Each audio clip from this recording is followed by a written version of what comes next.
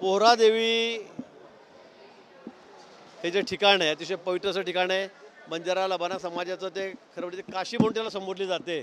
मोठी श्रद्धा त्यांची त्या ठिकाणी या तीर्थक्षेत्रावर आहे आणि म्हणून त्याच्या विकासासाठी आमच्या सरकारने विशेष करून ज्यावेळेला देवेंद्रजी मुख्यमंत्री होते त्यावेळेला त्याचा आराखडा झालेला होता आणि आता आमचं सरकार पुन्हा आलं. मधल्या 2.5 वर्षामध्ये सगळं काम थांबलेलं होतं, कुठे काही नव्हतं. आता पुन्हा सरकारानंतर या 2-2.5 वर्षामध्ये आम्ही जवळपास 700 कोटी रुपये या पोहरादेवीच्या विकासासाठी त्या ठिकाणी दिलेले आहेत. अर्ध अधिक काम त्या ठिकाणी पूर्ण झालेलं आहे. 2 भाग आहेत त्यात 350 कोटीचे, त्यातला एक भाग पूर्ण झालेला आहे आणि म्हणून त्या कार्यक्रमाच्या उद्घाटनासाठी माननीय मोदीजी यांनी वेळ दिलेला आहे. आधीच या ठिकाणी 26 तारीख ही परवा जी गेली येते 26 तारीख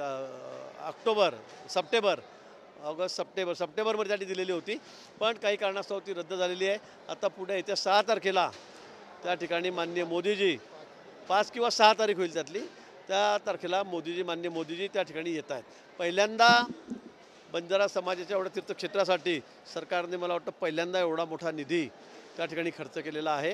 कारण हे बंजारा समाजाचं श्रद्धास्थान आहे, ही त्यांची काशी संबोधली जाते आणि म्हणून आम्ही ग्रामविकास खात्याच्या माध्यमातून त्यावर एवढा खर्च केलेला आहे.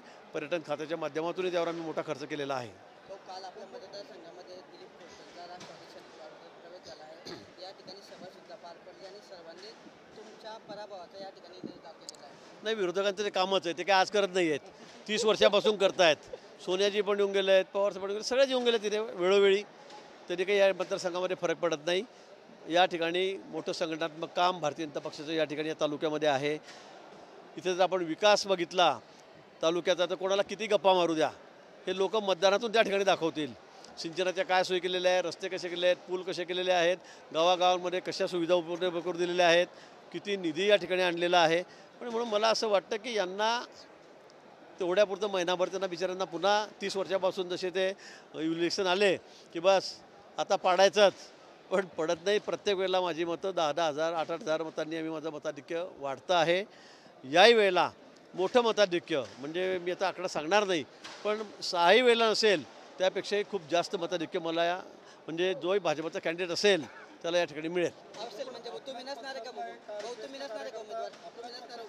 उमेदवार मी सांगितलं आमच्याकडे अशी घोषित करण्याची पद्धत नाही आहे उमेदवार मी राहील म्हणून, पण कोणी उमेदवार असला संघटनात्मक काम इथे इतकं जोरात आहे की या ठिकाणी त्याला कोणी थांबवू शकणार नाही. आमच्याकडे तिकीट मिळण्याची एक प्रोसेस आहे. इथून नाव जातं, दिल्लीला जातं, दिल्लीला आमची त्या ठिकाणी कमिटी आहे मोठी, ती त्या ठिकाणी निर्णय करते आणि मग आमचं तिकीट फायनल होतं. आणि म्हणून मी आज सांगू शकत नाही की मला तिकीट मिळणार आहे म्हणून, अशी पद्धत आमच्यामध्ये अजिबात नाही.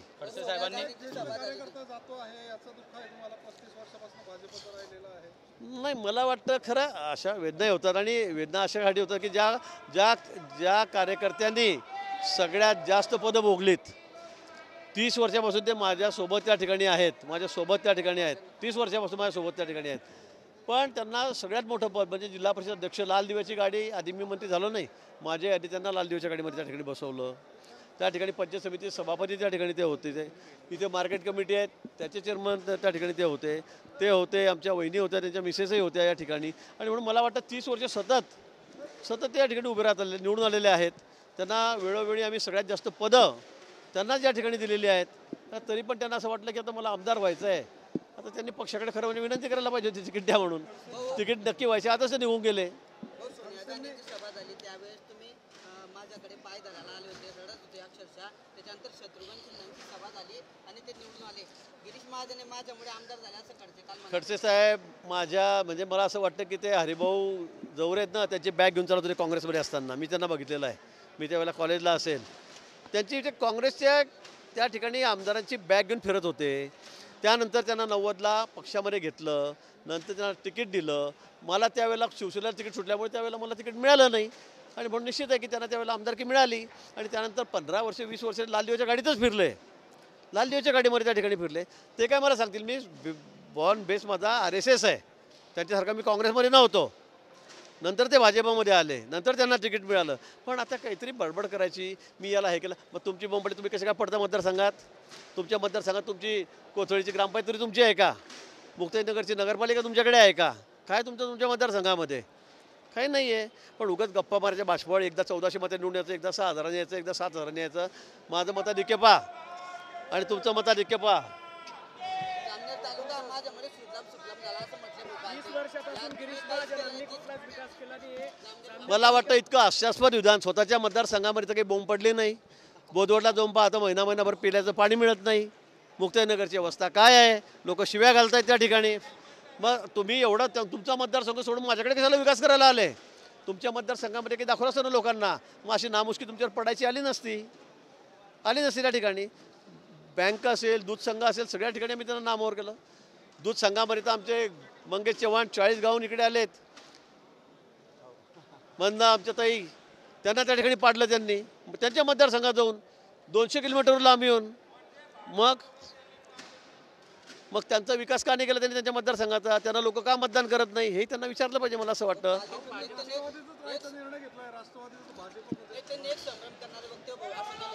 ए हाकाले चला, याला बाहेर हाकाले, चला बाहेर, चल थांब, त्याला मूर्ख आहे का? हाकाले चला बाहेर. त्यांनी काय म्हटलंय की मी शरद पवार गट कधी सोडला नव्हता आणि भाजपमध्ये प्रवेश द्या असं मी कधी म्हटलं नव्हतं. फक्त भाजपने मला या आमंत्रण दिलं होतं असं. मला वाटतं इतकी लाचारी मी पहिल्यांदा बघतो राजकारणामध्ये. आणि एकदा स्वतःला मोठा समजणाऱ्या नेत्याची लाचारी ही इतकी झालेली आहे. आता तुमच्या समोरच ते मला त्याला सांगतायत, बाईट देत आहेत की मी त्यांना विनंती केली, मी त्यांना गेलो पण ते मला घेतच नाही, मी तिथे फोटोही काढले, माझा प्रवेशही झाला पण ते मला येऊ देत नाही. म्हणजे किती लाजिरवाणा हा विषय असेल मला वाटतं. आणि मला त्याची कीव यायला लागलेली आता. कारण आपण काय बोलतोय रोज, काय स्टेटमेंट देतोय. एकीकडे म्हणता मी भाजपचा प्रचार केला, एकीकडे आमदार ते राष्ट्रवादीचे आहेत. मला वाटतं पारोळ्याचे आमचे माजी मंत्री काय त्यांचं नाव, सतीश अण्णा, त्यांनी त्यांना चांगली सुनावली की बाबा पोरगी आली की पोरीचं काम करायचं, सून आली की सुनेचं काम करायचं, इकडे बी आमदार तिकडे बी आमदार, मी बी म्हणतो. म्हणजे माझ्या घरामध्ये सगळी पदं पाहिजे. त्यांची कमाल किती आहे, दुसरीकडे कोणी नको, सगळ्या पक्षामध्ये आम्ही पाहिजे, सगळ्या पक्षाची पदही माझीच पाहिजे, ही भूमिका त्यांची त्या ठिकाणी आहे. मला वाटतं आता ते लोकांना कळायला लागलेलं आहे. त्यांनी काही बडबड केली आणि किती अश्लील बडबड केली तर माझ्या मतदारसंघामध्ये लोकांचा विश्वास माझ्यावर आहे. मी कामावर मोठा आहे, मी रात्रंदिवस काम करतो, लोकांच्या सुखदुःखाचा वाटेकरी. आमचे सगळे कार्यकर्ते रात्रंदिवस तुम्ही बघता, जळगाव असेल, मुंबई असेल, पुणे असेल, नाशिक असेल, रुग्णांची आम्ही केवढी मोठी आरोग्य सेवा त्या ठिकाणी देतो आहे. त्यांना म्हणा की 2 लोकांना घेऊन गेले का, बोंब पडली का म्हणा तुमची मुक्तानगरमधून पेशंटना न्यायची किंवा त्यांना मदत करायची. त्यांनी सांगावं मला, एखादा माणूस ठेवला आहे का मुंबईमध्ये जळगावमध्ये कोणाला मदत करायला? फक्त पदं भोगायची, बडबड करायची, एवढंच काम त्यांच्याकडे आहे. आता ते उघडे पडलेले आहेत आणि म्हणून धडाधड पडत आहेत. पण पडल्यामुळे त्यांचं मानसिक संतुलन थोडं बिघडलेलं आहे. इथून वाह्यासारखं काही बोलायचं, अश्लील बोलायचं असेल तर मला इतकं बोलता येईल की मग त्यांना पळता मुश्किल होईल, पण माझी ती संस्कृती नाही, माझ्या पक्षाची ती संस्कृती नाही आहे. आणि म्हणून त्यांनी काय बोलायचं त्यांनी बडबड करू द्या.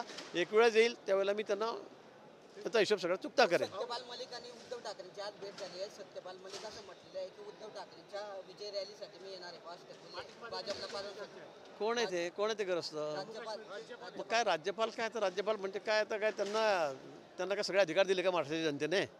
का त्यांच्या भरोश्यावर मतदान करण्यात कोणाला? ते काय ते अटकमध्ये होते, त्यांच्यावर गुन्हे दाखल आहेत, मोठ्या गुन्ह्यामध्ये ते सापडलेले आहेत, आर्थिक गुन्ह्यामध्ये ते सापडलेले आहेत. मला वाटतं ते अशी बडबड करणारच आहेत. त्यांच्याकडून अपेक्षा काय? आणि कोण त्यांना ओळखतं? मी त्यांना ओळखत नाही नीट.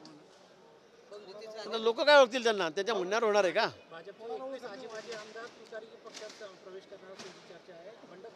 नाही बा, चर्चा, तुमच्या बातम्या, सूत्रांची माहिती या चालत राहणार आहेत. जेव्हा होईल तेव्हा आपण बघायचं.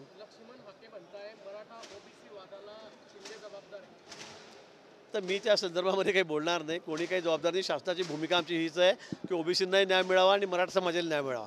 आम्ही कुठल्याही समाजाला कमी का मागे का पुढे करणार नाही.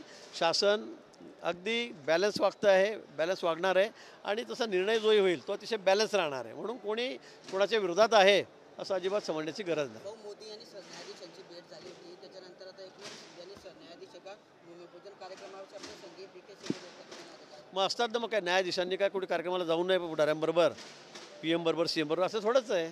असं कुठे संकेत आहे का की न्यायाधीशांनी कुठे जायचंच नाही, फक्त कोर्ट आणि घर याच्यावरचं काही सामाजिक कामात कुठल्या कार्यक्रमात जायचं नाही असं नाही आहे. मला वाटतं त्यांचा संबंधित तो काही कार्यक्रम असेल ते उपस्थित असतील. काल बैठकीने एक वादग्रस्त वक्तव्य केलं की कोणी नितेश राणेंनी अफजल खानाने आमच्या 7 शिवाजी महाराजांचं काय उपटलं व असं वादग्रस्त वक्तव्य त्यांनी केलेलं आहे आणि त्याच्यावर टीका केली जाते. जयंत पाटलांनी म्हटलंय की भाजपच राज्य दंगली घडवण्याचा प्रयत्न करतो. नाही, मला वाटतं मी काही ते ऐकलेलं नाही. तुम्ही सांगताय ते. मी पण आज सकाळपर्यंत टी व्ही पाहतो, पण मला ते सगळं ऐकायला नाही. मी माहिती घेऊन आपल्याला सांगतो. महायुतीच्या जागा वाटप काय बोलतो? महायुतीच्या जागा वाटप तो विषय माझ्याकडे नाही. रामदास आठवले पण जागा मागतात 10 ते 12 जागांची मागणी. ठीक आहे, आता घटक पक्ष आहेत, त्यांना काय जागा मागायच्या आणि मागितल्या पाहिजे, ते मागतील. शेवटी पक्षश्रेष्ठी आमचा या बाबतीमध्ये निर्णय घेतील.